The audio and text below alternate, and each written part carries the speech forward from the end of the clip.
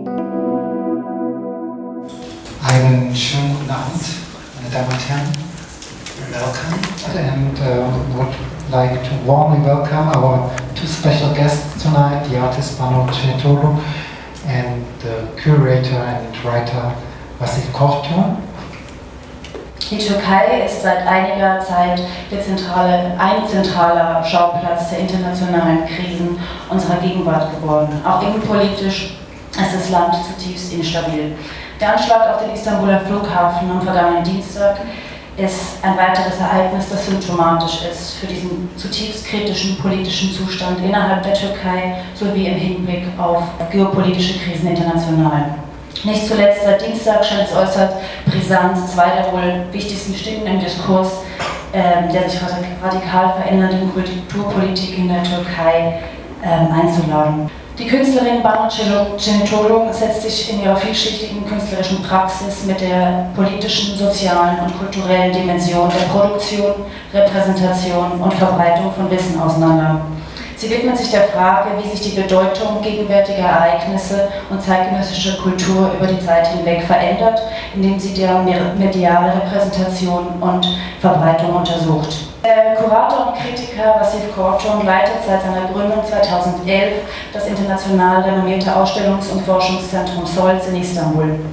Dear Banu and Vasif, I'm very, very glad to have you here tonight.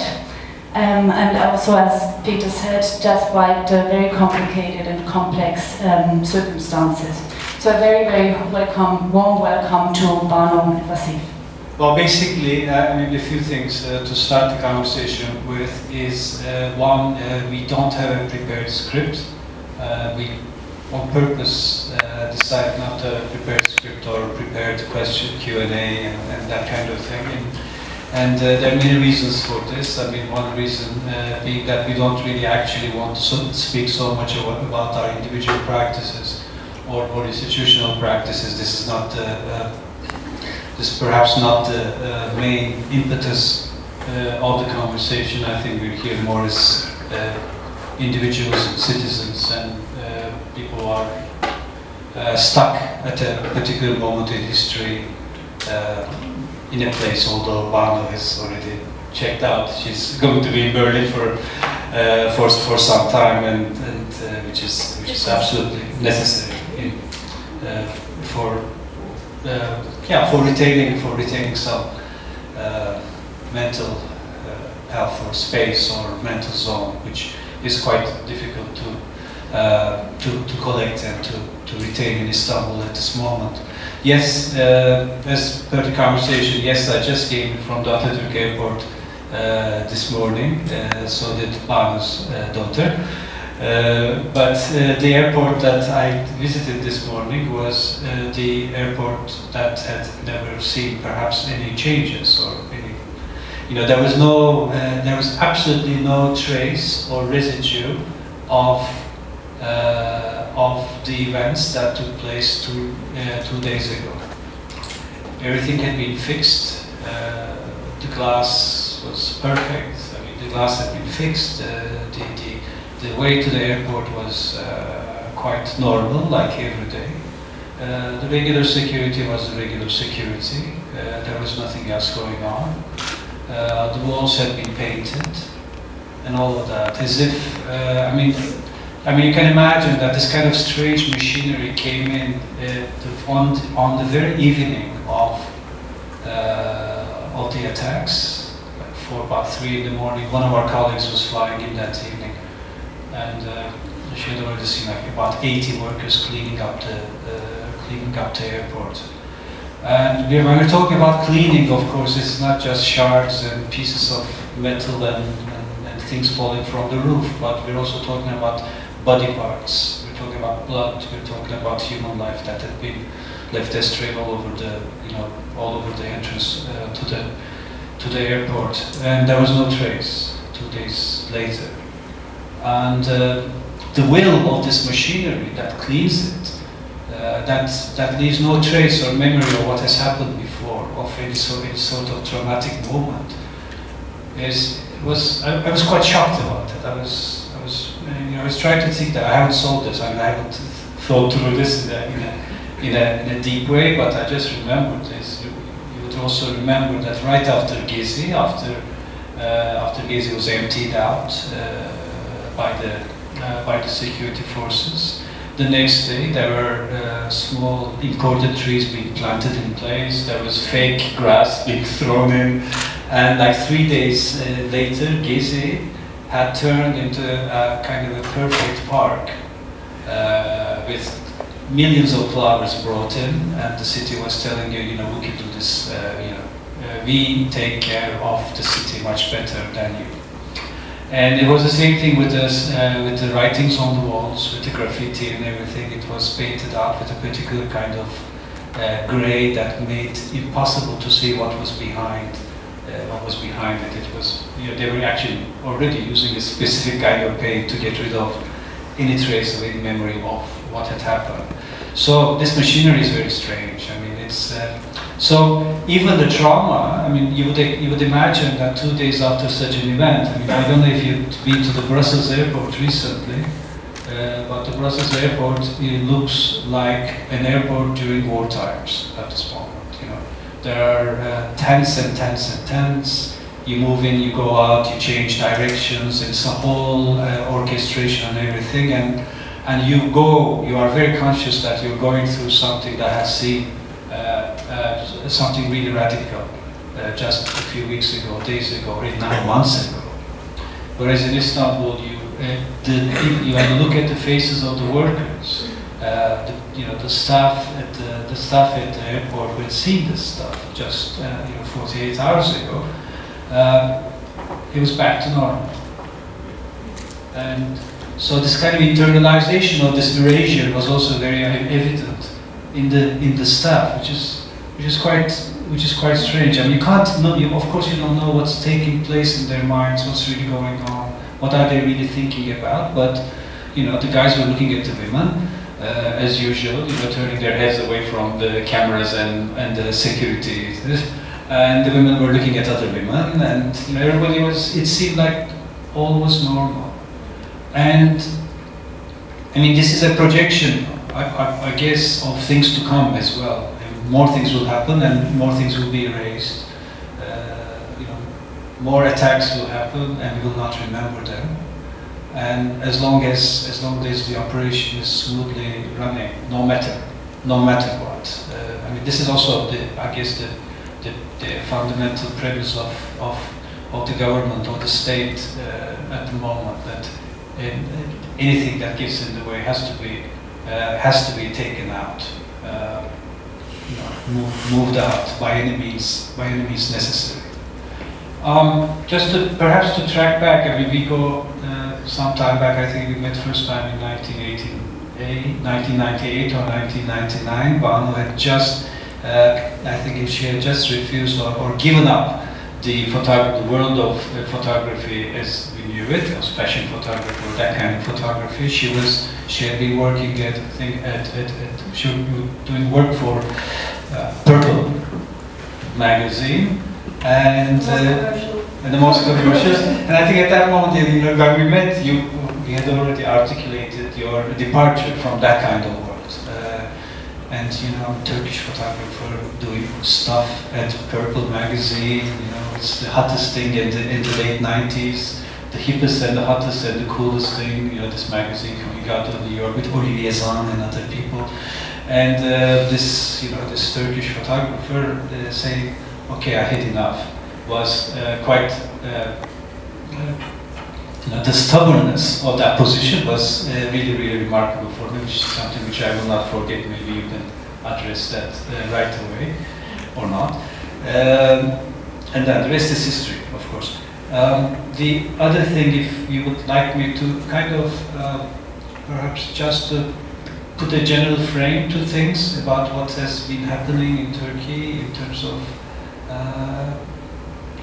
the current context, because I think it needs a little bit of rehashing, because we moved from, the country moved from being the star of the mid-2000s, the country that's coming into the EU and all the accession The accession protocols are being put in place. Many institutions are opening. Istanbul Biennale is doing fine. The collectors are coming into the picture. The galleries are, the galleries are opening. There are so many initiatives around, and it seemed like we were going through this kind of phase, what one may call normalization. Normalization from what? Normalization towards what is obviously a question, but we did go through this kind of, I don't know if it was a mirage, I don't know what it was at that time, but it was actual. It was quite evident. And how evident it was, all these private institutions started popping up, new museums like Istanbul Modern. When Istanbul Modern opened in 2004, right after the 2003 Istanbul Biennale at the same place that the Biennale's main venue was, it was opened by our Prime Minister at the time, Erdogan, and the German President was televised live from Berlin, as showing this amazingly hopeful new face of Turkey after years of trauma, after dictatorships, after the war, after the civil wars, after the low intensity conflict, as some people used to call it, that things were finally falling into place, and that we would have this kind of amazing new generation, a generation that had not been traumatized, as all previous generations have been traumatized. And this trauma is not, when we say trauma, it's quite a real and concrete trauma, because the 1970 coup d'etat and the 1980 coup d'etat and the years followed it actually destroyed the lives of many young people, either in the universities or in high schools. It was demoralizing in many senses. It was not only demoralizing, but it also forcefully or by will withdrew the youth from the realm of politics at large, in general. And the 1980 coup d'etat withdrew the most intelligent and interesting people out of politics and into advertising and graphic design and all kinds of creative fields, which then turned eventually into a more cynical, let's say, into a cynical sphere. And after all of that history, the mid-2000s seemed acceptable. I'm not saying ideal, but I understand that. But for Turkey, it was acceptable. It was as good as we had seen for a while. But as good as we had seen is a complicated thing, because as good as we had seen was perhaps between 1950 and 1956. As good as we had seen was perhaps in the late 60s. And of course, politically and legally and in terms of the rule of law, things were quite different than it was even in the 2000s. And at that time, the government in power was not, they did not have the absolute majority, not until the end of 2011. And they were also, they were also playing again towards the intellectual class, towards kind of liberals and ex-socialists and etc. Although they did not have the vote or anything of these people, and there were 20,000 of them anyway, so their vote doesn't count. But their presence counted, obviously, in the public space, in the newspapers and etc. and all of these things. And so this tacit understanding, this kind of acceptance, this coexistence between the liberals and the government up until 2011 was operating in a quite of a smooth way, and the government was making this kind of strange marriage of sorts.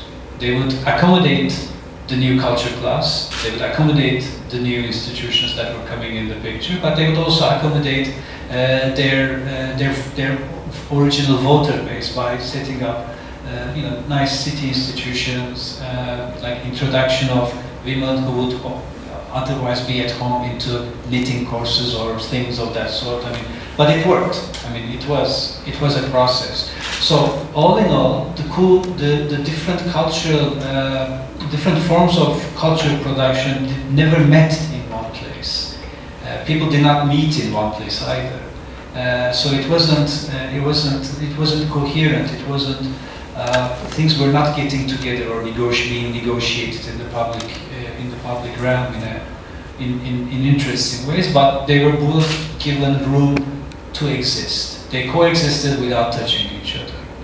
Come 2011, actually things start a little bit before 2011. Maybe one you can talk about that, because I mean there's also another history that's brewing, which comes from Seattle or which comes from other places. It's also touching Turkey and the new politics and new forms of political alliances and allegiances, and which is also very prevalent in the art, to a degree, in the art world.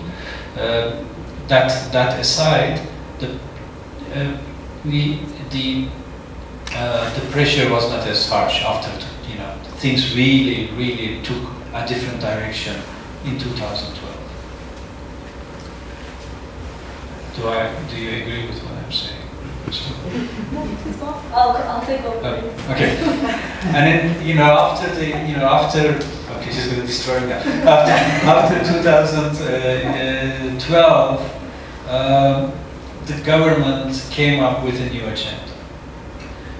It was slowly being seeped into newspapers and things like this. One famous dictum of the President Gül's, at that time, the President Gül's special assistant said, "A bird does not fly with one wing," which, that's okay, I mean, that's nothing, who can complain about that. But what he was really saying is that there was already the projection of kind of a wholesale understanding of the culture class. I mean, the artists, the writers, and etc., the filmmakers, and being ultra-secularists, and that's one wing. And the other wing would be a new Muslim conservative cultural production that would give some balance to the country. Now, there are two things that is really untrue about this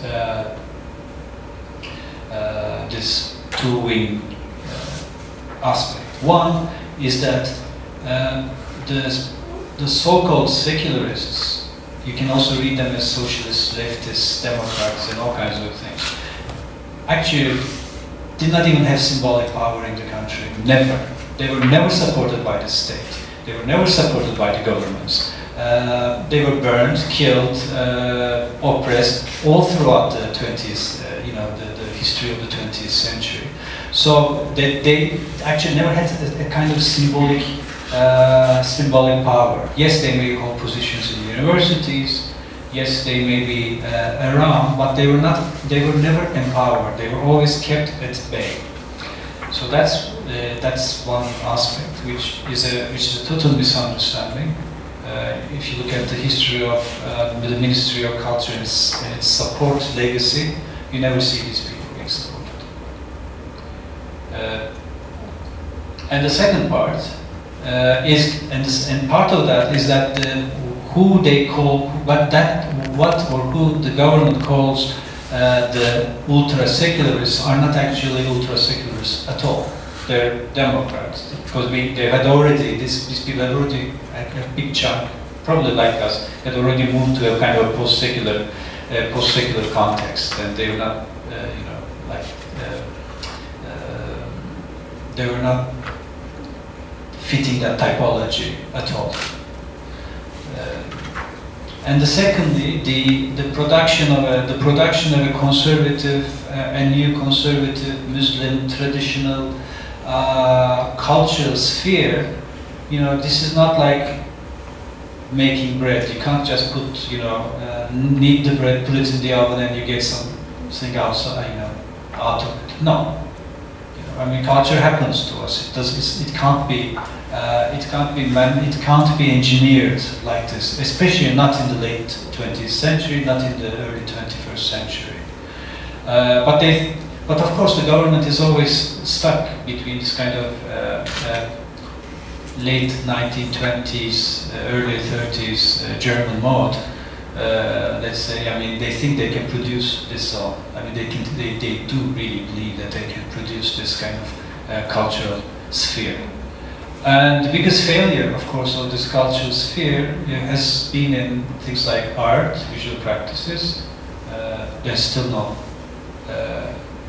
interesting, conservative, Muslim, traditional artists that I know, and I've been looking for them for many, many years because of a similar concern that the government has. It hasn't happened, it hasn't materialized itself. That's another discussion maybe we can also air out here. And then secondly, the biggest failure was of course in architecture. And this huge failure in architectural production is the biggest trauma actually of the president in a way, and the Taksim, and as it materializes in Taksim Square and Gezi Park and all of that. I mean, it's all over. And so instead of going, trying to, empowering architecture in different ways, they of course have to rob history. You have to rob history, of course, selectively. And selective pillaging of history, for example, at Gezi was really pathetic, because the building they still want to build in the square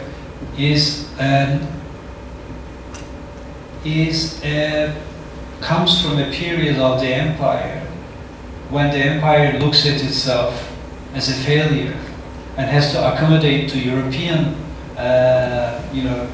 architectural models and a synthesis, and so that building that they want to rebuild is a pathetic version of Ottomans self-orientalizing themselves, so that when Europe comes and looks at it, it recognizes a kind of a hybridized Ottoman architecture. So that's very strange.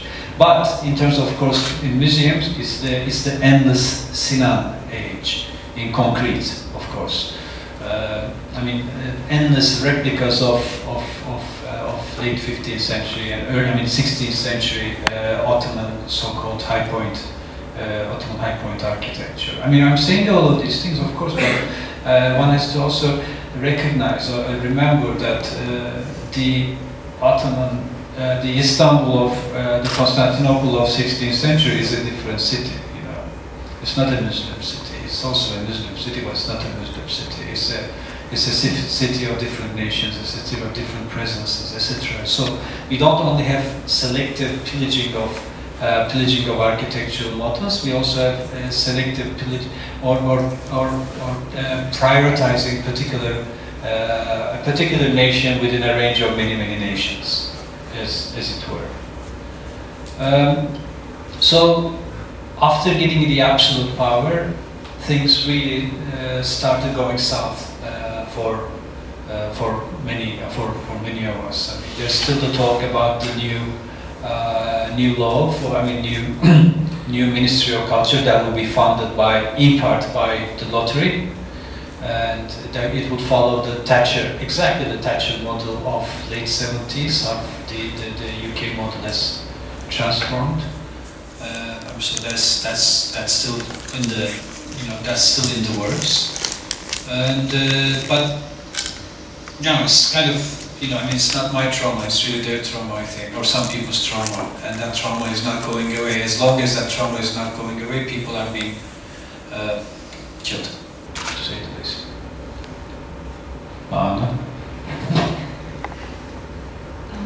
Well, maybe I stay a little bit in the trauma, because I think what happened also until 2011, it was the result. I mean, as I don't know, we were like even fragmented within ourselves, within the secular, over secular, less secular. So, and I think this is completely due to for centuries, and we have a long list of traumas, and there is no place for mourning. There is no place to leave the grief and then to really look at the trauma. What we were saying actually 2 nights ago and what happened this morning is again the same situation. There is an extreme ambition to normalize everything just because the show must go on. Because in order to grieve, you have to stop. I mean, you have to stop, you have to be vulnerable, you have to allow to be vulnerable. And I think that's something the part of our education, I mean, Ottoman is a different story, but since the Republic, since the crafting, this kind of modern man, it's about the victory, it's about the success, it's about you cannot allow yourself to cry, you cannot allow yourself to mourn, and that creates this very pseudo-intellectual melancholia, because you don't really give space to mourn, and we have a lot. So we have a lot to mourn. Can you practice pseudo-intellectual melancholia a little bit? Well, I mean, it's maybe very basic in that sense of how you describe melancholia, the Freudian sense. As long as you kind of define it, you cannot and define it more. There is a way to get out, so you can start fresh. But if you don't define it and you don't get identified with it, there will be this sort of melancholy all the time because it's not terminal. You can stay on that stage forever. And that's not going to allow to a new, I'm not going to say invention, but we need to think about things in different ways. So I think this is not working anymore. So, I mean, this is a country also with still active, very bloody 40 years of war.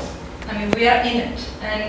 And this was very consciously moderated for the last 40 years to make it invisible, not to give a face, and not showing even the faces of fighters I mean, when you look at the legacy of making news, you never see the faces of guerrillas, and it's just some numbers are killed, and because they deserve to be disappear. So that's the politics. They don't let them become human.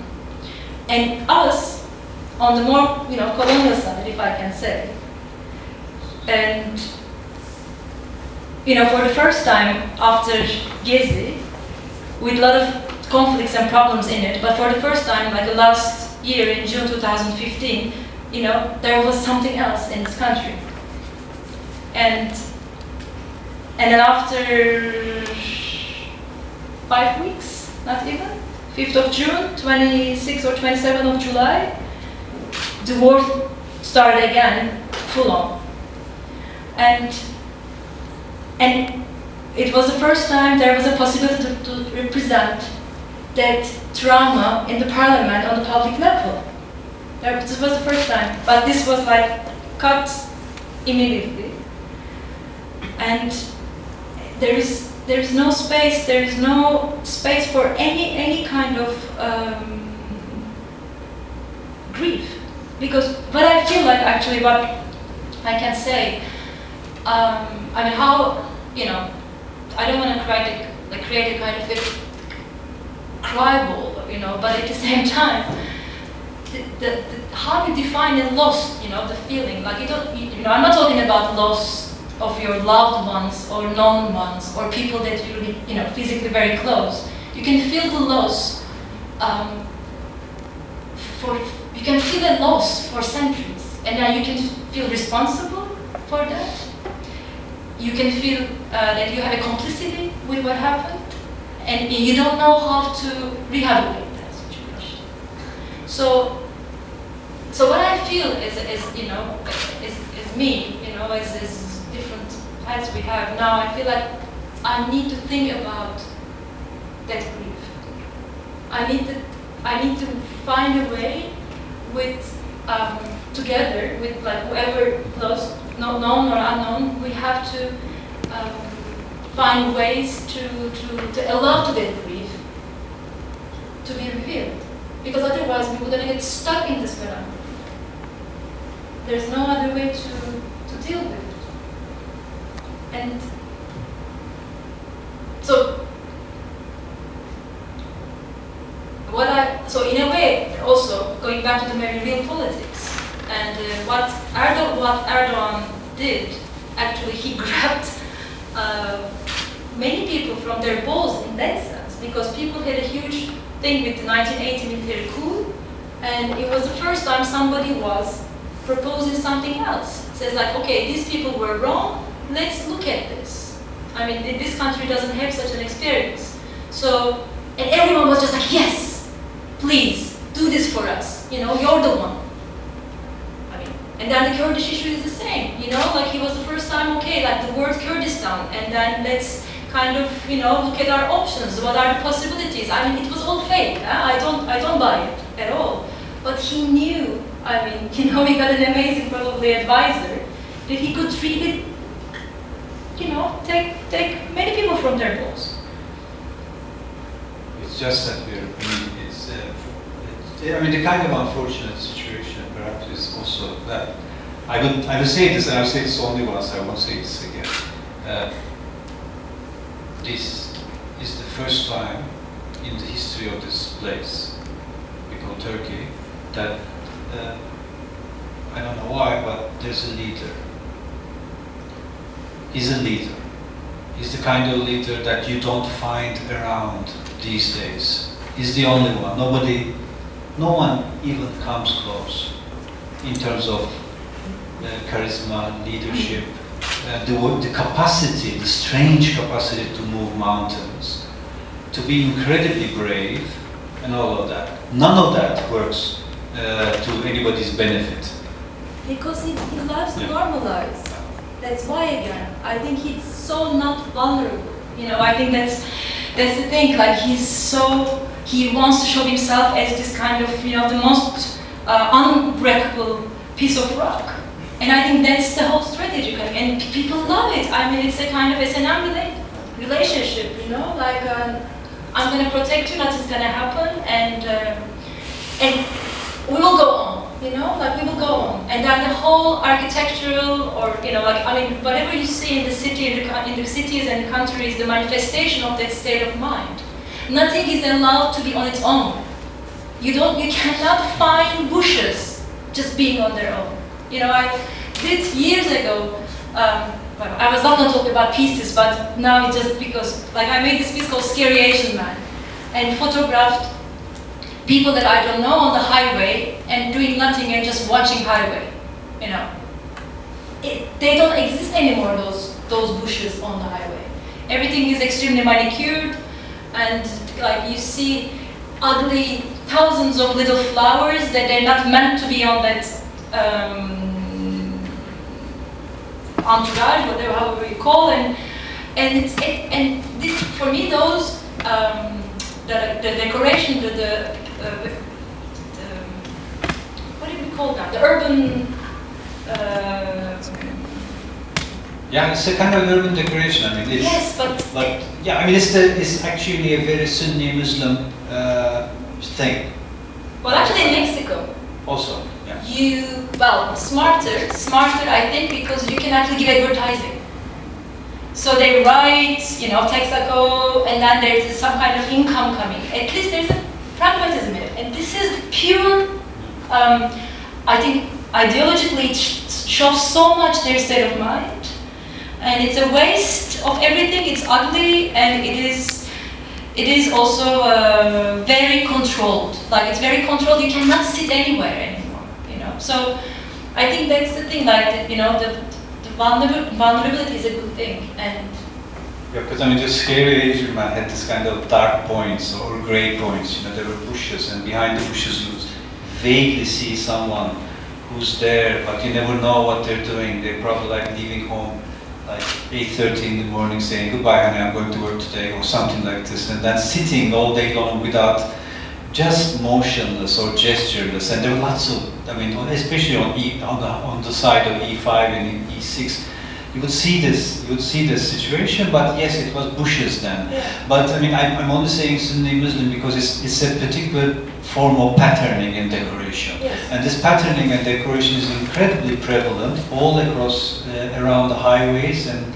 all around. Whereas the whole world has left this practice. Yes, I mean, people do wild and endemic plans of the, you support it so that things can take care of their own without looking so incredibly coiffured and everything. But this patterning and decorative surfacing, height is exactly there to conceal something. It's not concealing the earth behind it, or it's not concealing the disgusting high-rises or the Toki buildings behind that. That's not that kind of concealment. But it's a particular form of concealment. It's actually, it's this whole thing about normalization and that everything looks great. And it's a control society. It's a controlled nature. I mean, we know controlled nature very well, but this is like the peak of controlled nature that we see around all the time. I mean, there's not, the city was a different city. I mean, the city was not so well taken care of, obviously, in the past. Now it's a super controlled space. Yeah, but at the same time, I think if we go back to this not making certain things visible and then make other things very visible, like, I mean, compared to the, flattened Kurdish cities, and then you have, we have a, huge amount of refugees on the streets all over, and then before every big event, they got collected and sent to the, the camps, and so, but what I see, it's like, this, when you were describing, like the heydays of the AKP, there was also this very sexy thing about, like, the marriage of the political Islam and democracy, and how cool that can be by, kind of seen by European Union, I mean, there's so many investors came, and we had apart hotels. I mean, where I live is like, every day you had another apart hotel opening, and this was before Arab tourists. This was like, so in a way it was. I mean, also I remember we had this when I moved back to Istanbul in 2005. I was 3 years in Amsterdam before that, and I weighed in total, 11 years from Turkey. So my last stop was in Amsterdam, and I didn't know what to do because of a lot of issues with visas and permits, and it was always very, very difficult to kind of get a working permit or living permit and working permit anywhere with passport. And everyone already, and I remember you came to Holland to start a residency program in Istanbul, and it was like the beginning of everything, 2002, 2003. And when everyone was asking me, like, so what's the next, where are you going after residency? It was like 2 years officially, 1+. And I said, well, I don't know, and maybe to Istanbul. Yeah, great, Istanbul is the big thing, And I'm like, what do you mean? And yeah, it's coming, what is coming? And then when I came, 2005, yeah, it's like, and already, it was wrong. Already. I was already like, my God. No, but we were suppressing. And because, but it was also, it was like that balloon never existed. This, I mean, there is a book actually by sich, about that she quoted from all the international press, including even Newsweek, how cool Istanbul is. The art scene and the boom and blah, blah, blah. And then, and that kind of triggered and moderated the whole wrong market and shaped people's production. And it's, I mean, not only bad things, of course, there are also good things, but even when you think, like this, the new generations and the way people practice, and how through this fake boom, how people's practice kind of get manipulated. Despite that, it's not about. But I think here you're putting everything in one basket. I don't think it happened like that. Okay. I think there's a difference. I think the beginning of 2000s, especially like 2003 and onwards, for a few years, it wasn't so much the galleries. The galleries were, yes, they were popping up and etc. But also PIS 5533, BUS, and a range of many initiatives were also popping up, and artist initiatives and collectives and etc. I mean, there was many short-lived institutions, Okay. but they were there. Perhaps they were also made to short-live. I mean, that was also the galleries' position were not so were not like grand galleries, but they had a different relationship to art, to their artists. I mean, rodeo, the actually early days of outlets and a range of other places. And then the generation of artists that were actually around and practicing at the time were also a different sort of generation of artists. It's fraction, as you know, as well, because maybe this is another discussion. I mean, I think it's a bit later. That's when things really go south, and I don't think. I mean, yes. I mean, Seçilger's book is very correct. Yes, I'm also to be held accountable because I don't know how many interviews I gave to international papers saying, Istanbul is the thing and we're doing so well, and things are changing for the first time in history, and And yes, I mean, I am, but we are all part of it. I don't think it's. But I mean, I was also actively supporting this kind of changing context because finally there was somebody who sent the army back to the barracks, but we did not at that time realize that this man and this party was going to become the state. So there's actually no difference in the history in the narrative of the Turkish state. This is about continuity. This is the main issue that we have to realize. Yeah, in harder. I mean, with its deep state, with its all these institutions, it's very much in place. There's no rupture. There's no break. There's no sudden turn from the early Turkish modern state to a new formal state. No, it is exactly what Turkish state is about and has been about, because it is built on denial, first of all, and this denial is still going on. But I think we are also part of it. I think that's what I feel more and more. Last few years, there's a lot of complicity, intentional, aware. I think this is a moment if we have to think certain things again. As people, or for our work, or for our families, and this is the moment that we have to stop blaming, this kind of supreme power, because we are part of it. And so there is definitely a lot to think about. Who do you sit with? And not that we don't have to sit together. Yes, we have to sit together with many, but your relationships, our relationships define, so it's not as light anymore, and I think this is what I meant with the 2000, beginning of 2000s, the ambition, or maybe like the joy, or the kind of the happiness that there was an attention, on people. And that people kind of didn't maybe care enough about those relationships. That's what I meant with the. So if there is, something to think about, it's allies, partnerships, collectives, like how, again, without losing singularities, but there is something there that we, in terms, the politics of work making, like I don't think this is when you make a work with a kind of a political discourse, that the piece becomes political.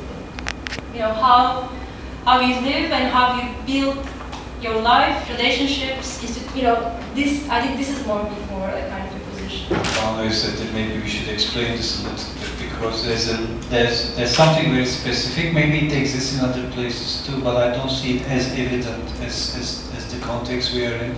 In that there's no such thing as I mean there is of course, but the artistic practice in Turkey does. I mean many of our colleagues etc. does not mean that it's they're actually in a political practice, or they're making work that is political, that can sit out there as being defined as such, and or activist, or it's not. I think the artists, and much more so, the artists and others are individually, as citizens or as persons, are concerned and political, and you know, we don't become political artists because we do political art. Definitely not. This is very, very different from many other places, because you know there are such places where you have the kind of either the luxury or the room in front of you, or the cultural acceptance and tolerance, or the cultural support that you can become a political artist, and this will be your practice, and etc. Or you could do this quite radically without the cultural tolerance and etc. But much more so in Turkey, when like Gezi happened and other things happened, people didn't take their cameras and or their installations or their work into the park. Nobody did. Actually, it was almost shameful to even to produce work out of Gezi or during Gezi. That would be thought as extremely opportunistic or selfish or outside the community. But what happens after? Yeah. I think that's, you have to continue that. Yeah. That's what I mean.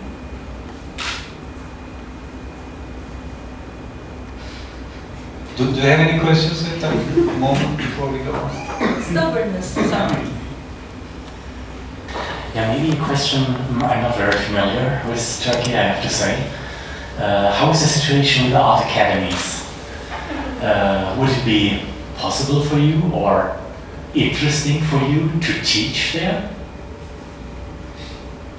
Question? I can't, because I don't have a PhD. I'm on the same boat. I used to teach a little bit. Yeah. No, I mean the art academies are. I mean it's an interesting story. There's the old. There's the first academy, which was the Academy of Fine Arts, which was founded in the 1880s after the French model, with Levantin and European teachers and a few Armenians. But when you look at the staff, and when you look at both at the staff and the students of the academy, you realize that most of them were Armenian, then Greek, a few Jews, and then just one or two Muslims. I'm not saying Turks because that wasn't even a concept. I mean, Muslim students. So they were not part of the academy. But lo and behold, 1909, Young Turk Revolution. The government comes in and sweeps the academy completely. They make everybody who's teaching their persona non grata.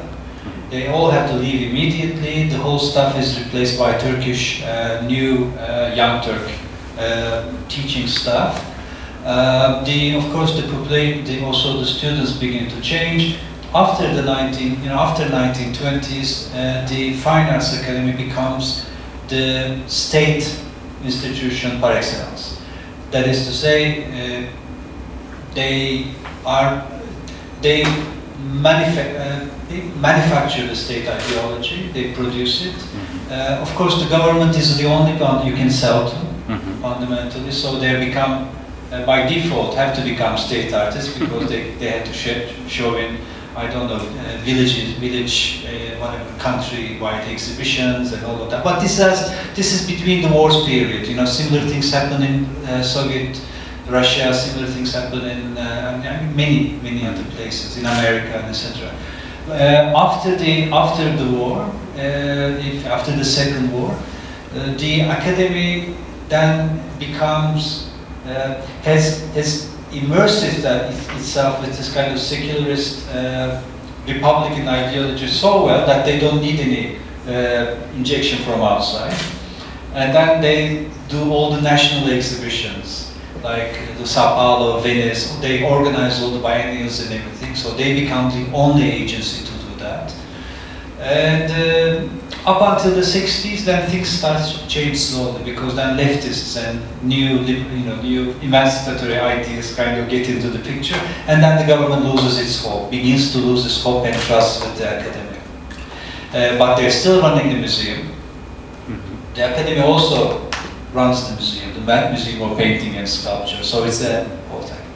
And then the other institutions were not as powerful. There was one in Ankara called Gezi, which was kind of pseudo-Bauhaus, pseudo-Eurasian model institution, quite interesting. Built by two incredibly visionary educators. But that was kind of a more general school with fundamental, you did everything when you were at Gazi. And so that school, at the end of the 60s, early 70s, produced an amazing group of artists like İsmail Saray, Cengiz Çekil, and the early Dich.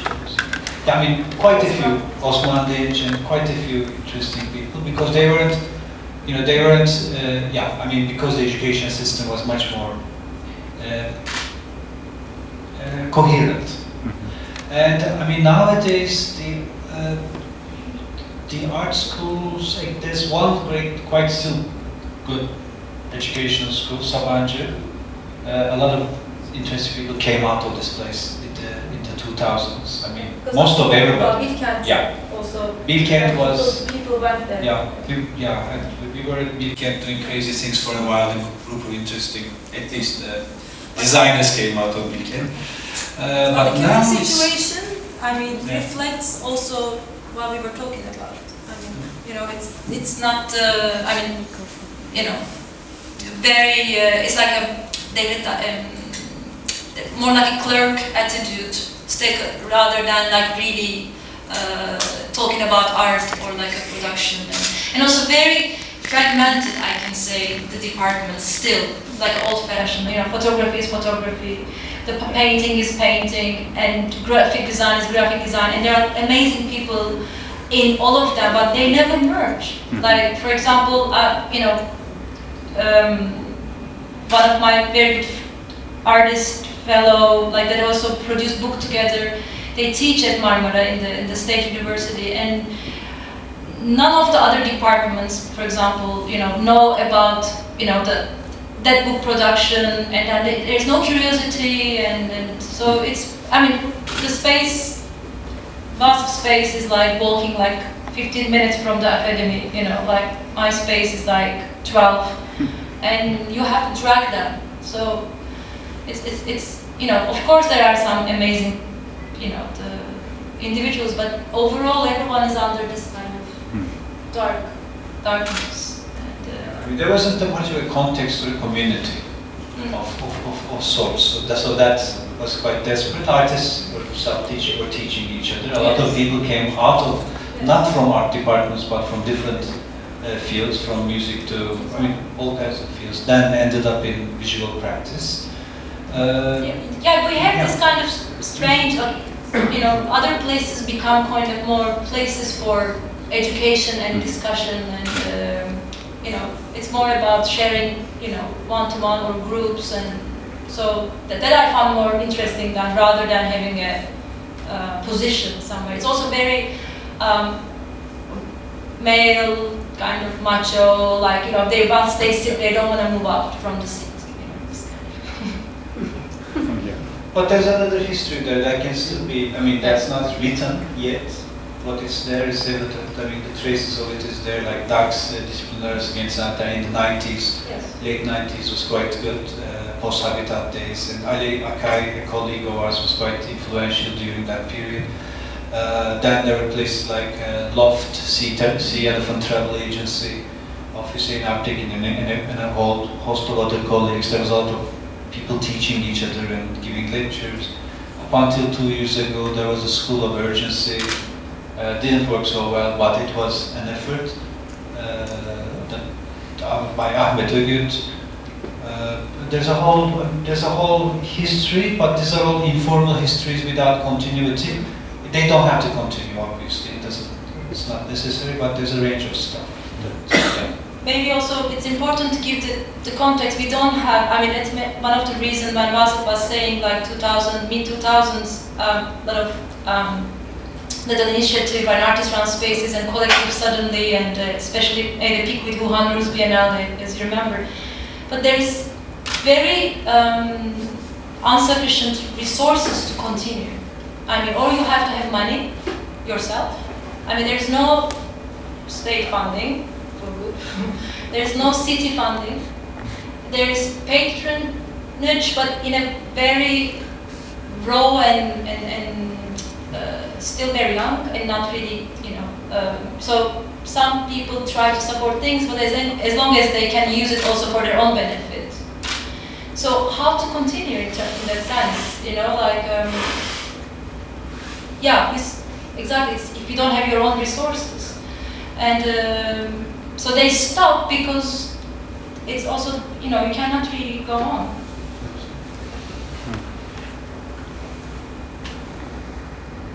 Perhaps you could elaborate a little bit more on the idea of the public somehow. I mean, what is the public in Istanbul now? I mean, yeah. For art. For art context. Yeah. Well, or perhaps in general, and then we have a very probably different experience with it. I mean, I can only talk from my. I have a small space in Istanbul that started in 2005, so almost 10 years.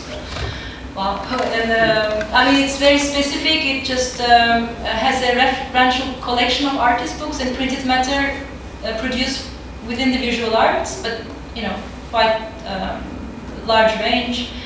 And it has also, it had a kind of a publishing period from 2006 to 2013. Very, very little. I mean, 6 artists, you know, within so many years, and each project takes around 1.5 years. And so in 2013, during Gezi, actually, that for me that lost completely its relevancy.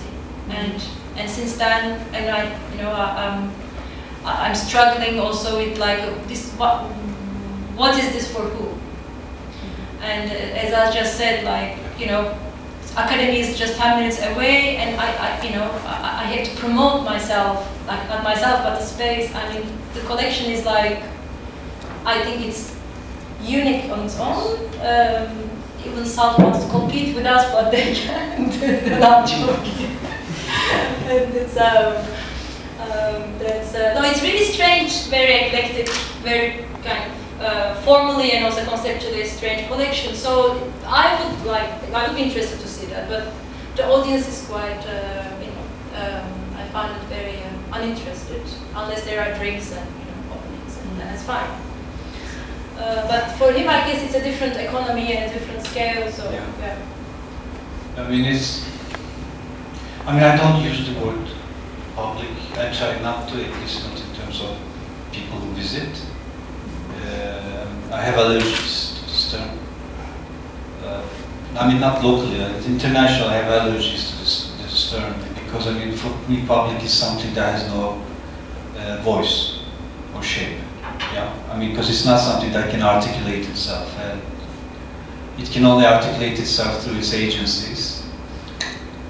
But the agency doesn't exist anymore, because the agency would be the press, but that's, you know, irrelevant now, or other forms of tools through which it speaks. So I don't know how to. I don't address the public. I'm really not interested at all. But we tried lots of terms, you know, over the years. We said, you know, we tried users, and then that was.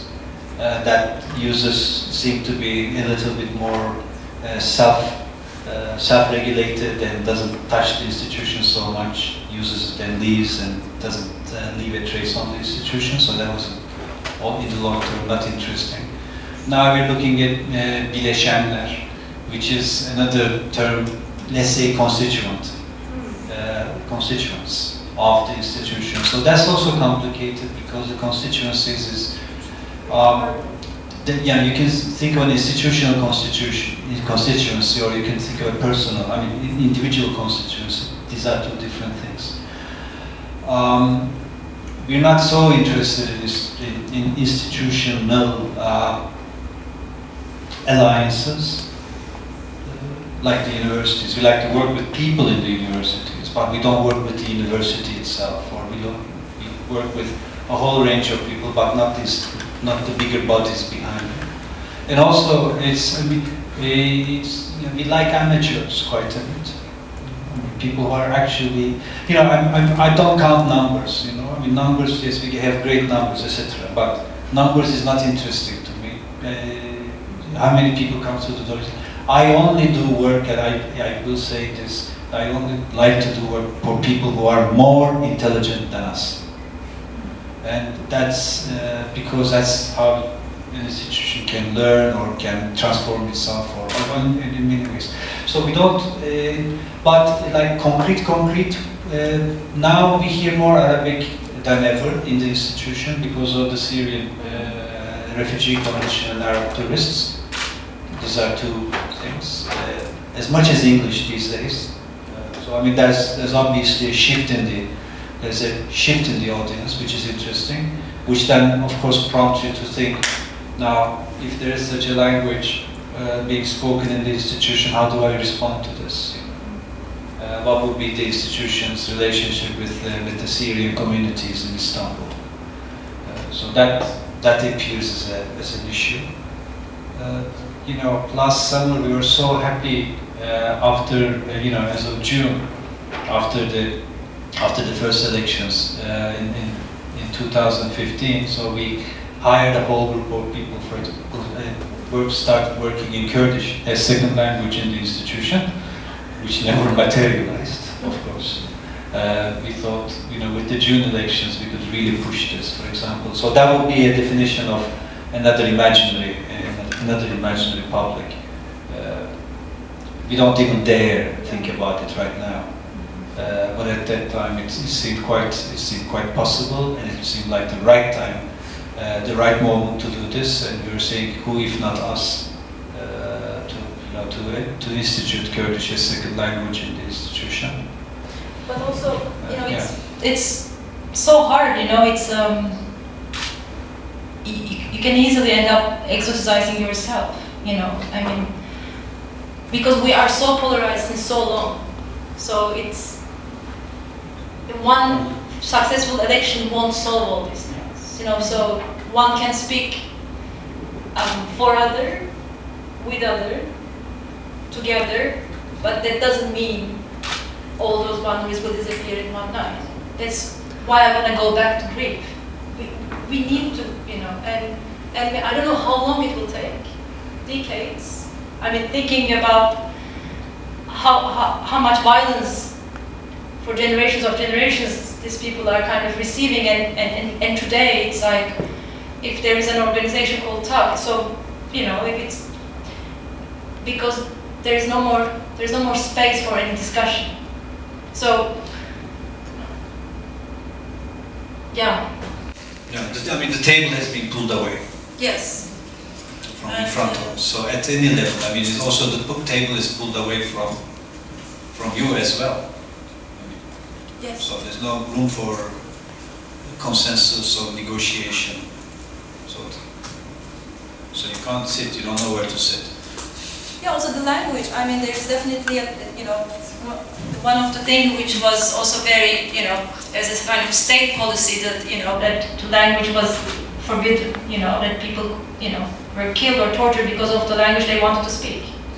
Very simple. And we couldn't also learn. I mean, I'm not even talking about, you know, from the Ottoman to, you know, to Latin alphabet in 1923, but also, you know, again, last 50 years, like, why am I not able to understand? I mean, this is also I'm you know, responsible not to learn, but also the, you know, the access to that information, and the information doesn't become a knowledge, you know, and then we are completely bridged, you know, like it's so. And I'm trying to think, like, I mean, because they won't do it. I mean, it's also somehow we have to find a way, you know. I mean, now of course, but that now of course, and the danger and everything, yes, it's very scary. Like, you know, people are killed and detained just because they do one-night shift of a Kurdish newspaper. So that's the level of intolerance right now. But they do it. So in a way, I feel like we, not only us, you know, also like the whole world is also witnessing that without doing anything, and so there is, you know, of course there is a certain level of hypocrisy that we all know and normalize again, and but if I go back again, the maybe through the institutional, through the cultural and artistic positions, you know, maybe there is a way to not to materialize it, as we were talking earlier, yeah, I mean, or not to instrumentalize it, but if there is a potential, maybe the potential is there. Very hard, but that can be. I mean, you know, maybe your position is different because of all these players, but in a smaller scale, you know. Yeah, I mean, my position is a bit different, but it's not the individual position. It's the position of the place and the space and the institution, which is you know, the memory which it's been retaining and producing, and etc., and all of that is extremely critical. And what is critical for the past is also critical for the future, which then forces me to protect it so that I can both address, I mean, the institution will hopefully be a repository for both addressing both the past and the future, and our future selves as well as our past selves. So in a way, this kind of, the idea of a more infinite time of the institution is quite critical to me. I mean, that's the way I try to solve it, not to solve it, but to imagine it. Because certain institutions are much longer than states and governments and anything else. And flags, and not forever, but it's expected to be forever. And so we're not like a light and you know, light on the. We're not a light institution. There's all of this amazing material wealth and history, which is very, very important for someone who's not born today. So I feel extremely responsible to that kind of future. Also feel responsible for protecting this thing. So that makes me much more timid and scared at times. This timidity, obviously, not out of it's not out of personal context, but it's about this kind of longer trajectory, the longer trajectory of life. But how do you do that without actually losing face or losing credibility, or losing credibility in the face of someone like Banu, or you know, or X person or Y person who you know and respect, and that's, you know that you are there for them as well. But if you lose that credibility in the moment, at the present moment, that's also something you cannot ever gain. But I guess, I mean, it's also, I guess I'm looking at the institution at a much more fundamental level than just making, you know, making exhibitions and etc., etc. I mean, it's about another thing. Its place in the world and its future place in the world, and all of that. So that was, you know, that also has to do with this idea of the public. You know, is it the public of the moment that we have to look at, also about the potential public of 20 years from now, and what are our roles in all of that? I mean, you know, you mentioned Sur, for example, in the, you know, I mean, Sur is now like Dresden, 1945. I mean, it's exactly like that. I mean, and the other cities are coming in. These are the cities in which, like, almost like a, let's say, it's a is a Gaza model. You test new you test new military methods. You test new military technology. You test new military stuff. God knows what they are on people, and completely in an isolated context without any news coming in or going out. You can there was the idea of carpet bombing a city. I mean, imagine the notion of carpet bombing a city. We are talking In your own about, country. Yes, exactly. It's the same country we are talking about. Same country, carpet bombing. These things are happening. At one level, of course, that's why Israel and Turkey are very close to each other in terms of producing, they're testing. These are not simply and only erasing cities, but these are also future models of weaponization, future models of military technology and suppressing all sorts of dissent and creating smooth spaces. It's also about new urbanism, which is also this is also as we also saw in Gaza in the recent past. And so all of these things are going into each other. So what is left to us as institutions at a moment like this? Sur's old photographs of Sur, the memories of people who will talk. Yeah, that will be. No. That's exactly that. But at the same time, there is nevertheless work to be done. But different. But there's work to be done. So it's quite. So institutionally, we're in this kind of difficult places, and you can't reach everything. So there's only very few institutions anywhere who have the capacity to address some of this needed work. But it's not melancholy. Yeah, it's not mourning. But it's about how do you? Who will pass this knowledge on one day?